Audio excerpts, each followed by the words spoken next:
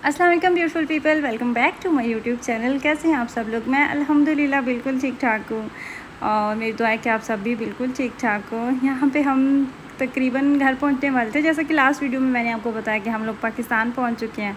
और यहाँ पे हम तकरीबन 10 मिनट की ड्राइव पे थे, मतलब दूर था हमारा घर। और वहाँ पे हमने थोड़ा स्टे किया, भाई ने कुछ चीज़ें लेनी थी और हमें वो फिर नज़र आ गए कौन वो हमने ली। और यहाँ पे हम घर पहुँच चुके थे और इतनी गर्मी थी जिस दिन हम पहुँचे थे, आखिर लेवल की गर्मी थी और वो पूरा वीक की शदीद वाली गर्मी बनी हुई थी। उसके बाद अभी तक वैसी गर्मी नहीं बनी जिस दिन हम पहुँचे थे, तो उस दिन थी। आते ही बच्चों ने फ्रेश हुआ, ज़ावियार सो गया, हम लोगों ने शेक लिया पिया और यहाँ पे जी हो चुकी है मॉर्निंग।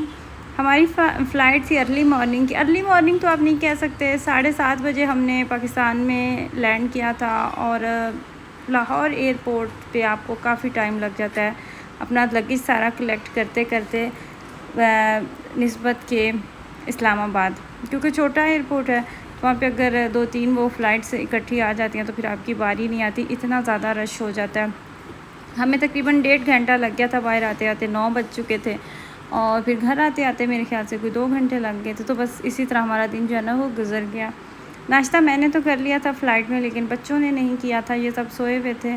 और दुबई से जो नेक्स्ट का हमारा सफ़र था वो तो सारा रास्ता ये सोए रहे। अच्छा, ये अब मॉर्निंग हो चुकी है और मुझे मोतिये के फूल इतने पसंद हैं। मुझे लोगों को गुलाब बहुत ज़्यादा पसंद होता है, गुलाब भी पसंद है, लेकिन मुझे जो मोतिये की स्मेल होती है ना वो सबसे मज़े की लगती है। और यहाँ पे मोतिये के जो फूल हैं ना वो मैंने ही लगवाए थे, कि मुझे मोतिये के फूल बहुत पसंद है और आप लोगों ने ज़रूर लगाने हैं। तो अच्छे खासे वो लगे हुए हैं, इसकी बेल होती है मेरे ख्याल से, पौधा कुछ इस तरह का।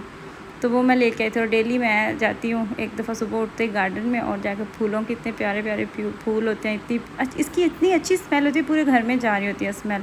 और वही मसला जब हम सर्दी में आए थे तब भी गैस का इशू था, तब तो ये समझ आती थी कि शायद सर्दी है तो इस वजह से गैस की कमी है तो नहीं आ रही। लेकिन अब गर्मी में भी सेम वही हिसाब है, दिन में 1 या 2 दफ़ा गैस आती है, अब फिर गैस नहीं आती।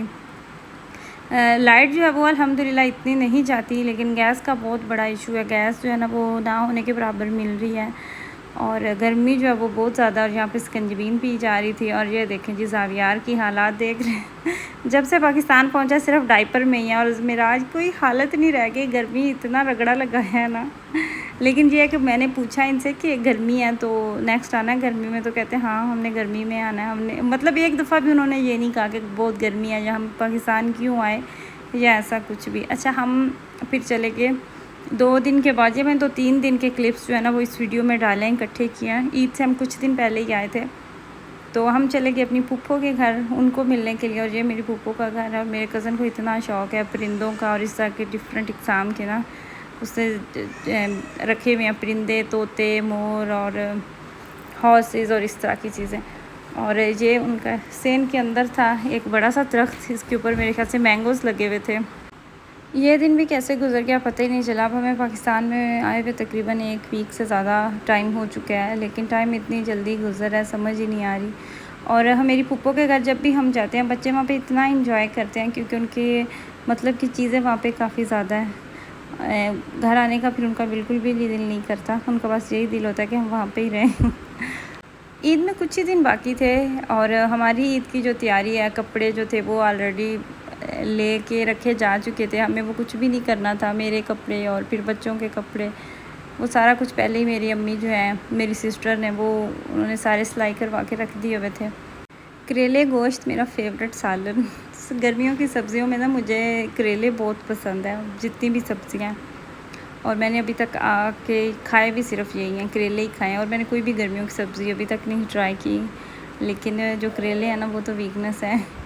बहुत प्यारी कैलीग्राफी और ये मुझे इतनी प्यारी लगी, इतना इससे मुझे अट्रैक्ट किया। और जो मेरी कज़न ने बनाया हुआ था और ये सारी उसकी अचीवमेंट ड्राइंग रूम जो है ना वो सारा फुल था उसकी अचीवमेंट से। और उसने अपने घर में इतनी प्यारी उसकी हैंड राइटिंग है माशाल्लाह से, और अपने घर में जगह जगह पे उसकी सारी पेंटिंग्स लगी हुई हैं और अभी है भी छोटी है हम सब से। और जब आप अपने छोटे अपने कज़न्स या बहन भाई उनके जब वो आप इस तरह अचीवमेंट देखते हैं फिर वो सारी बातें, तो आपको फिर ज़्यादा प्यार आता है और ज़्यादा खुशी भी होती है कि जो हुनर हम में नहीं है तो वो हमसे छोटे जो हैं वो बखूबी कर रहे हैं। अच्छा, दिन कैसे गुजरा पता ही नहीं चला, एहसास ही नहीं हुआ। और ये आ गया ईद का दिन, और ईद वाला दिन हो और साथ में पूरियों का नाश्ता ना हो, ये कैसे मुमकिन है। मुझे तो इनफैक्ट वैसे भी क्रेविंग हो रही होती है ना ये पूरियाँ खाने की, लेकिन ईद जो है ना वो तो मस्ट है। ईद का दिन इस नाश्ते के बिना अधूरा है। तो यहाँ पे जी बन रही है, हलवा बन रहा है और साथ में चने रखे हुए हैं बॉयल होने के लिए। चनों ने थोड़ा सा टाइम ले लिया था बॉयल होते होते, और हलवा जो है इसको तो आपको पता है इतना टाइम नहीं लगता।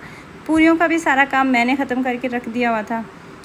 उसकी जो डो है वो मेरी सिस्टर ने रेडी की थी, और पेड़े मैंने बना के और साथ में बेल के सारा रख दिया हुआ था, क्योंकि पूड़ियाँ जो है ना सिर्फ बेलने का ही काम होता है। बाकी जब इनका ऑयल एक दफ़ा हो जाता है गर्म तो फ्राई होते ये बिल्कुल भी टाइम नहीं लेती। और मेरी अम्मी जो है वो बना रहे थे हलवा, बहुत ही मज़ेदार बना था। अभी फिर देख रही हूँ तो दिल चाह रहा है फिर से खा लूँ, फिर से भूख लगी। और यहाँ पे मैं देख रही थी चना, मुझे सख्त इंतज़ार था कि जल्दी से जब बस बन जाए, रेडी हो जाए। और जैसा कि कुर्बानी का गोश्त आने से पहले पहले ना नाश्ते का काम जो है वो ख़त्म हो जाए। और जब इतना हैवी नाश्ता करते हैं तो बाद में भूख भी नहीं लगती।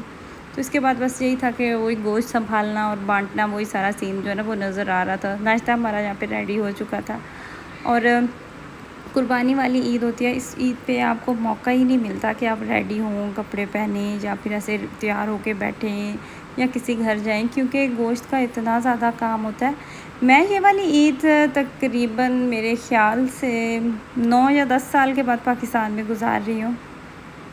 मैं जब पाकिस्तान से गई थी शादी के बाद, तो तब अक्टूबर में ईद थी कुर्बानी वाली। तो जब मैं पहली दफ़ा पाकिस्तान आई थी, वो फिर मैंने जो ईद गुजारी थी ना वो मेरी पाकिस्तान में ईद थी, और उसके बाद मैं फिर अभी गुजार रही हूँ इतने लंबे अरसे के बाद। तो बहुत सारी चीज़ें मिस भी कर रहे थे, और स्पेशली बच्चों ने बहुत इंजॉय किया। वो देख रहे थे कि किस तरह कुर्बानी होती है, किस तरह हम गोश्त जो है उसको 3 हिस्सों में डिवाइड करते हैं। रात हो गई थी, ये सारा गोश्त ही संभालते संभालते, ये वाला जो अभी आप देख रहे हैं ना, ये यहाँ से शुरुआत हुई थी। और मेरे ख्याल से 1 का टाइम था, 1 बज रहे थे या कुछ इस तरह था। यहाँ पे गोश्त जो है उसको 3 हिस्सों में डिवाइड कर दिया गया है, और एक इसमें होगा अपना आपका हिस्सा, एक होगा रिश्तेदारों का, और एक होगा गरीबों का। हमारे तकरीबन बन जाते थे मेरे ख्याल से 9 या 10 हिस्से थे। तो वो फिर इतना जब ज़्यादा गोश्त होता है तो वो फिर संभालते संभालते आपको बहुत टाइम लग जाता है। तो यहाँ पे जी अब गोश्त जो है वो तकसीम हो रहा है।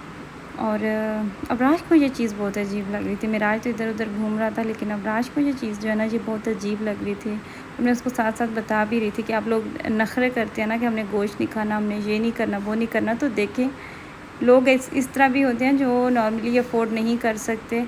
तो फिर इस तरह ना आप इन लोगों को देखें और अल्लाह ताला का शुक्र अदा करें। और यहाँ पे जो ज़्यादा गोश्त था ना वो तकसीम किया जा रहा है। इस तरह से हमारी गुजरी ईद, शाम तक बस गोश्त ही गोश्त नज़र आ रहा था। तो ये थी मेरी आज की वीडियो। आई होप कि आपको मेरी वीडियो अच्छी लगी हो। दुआओं में याद रखिएगा। अल्लाह।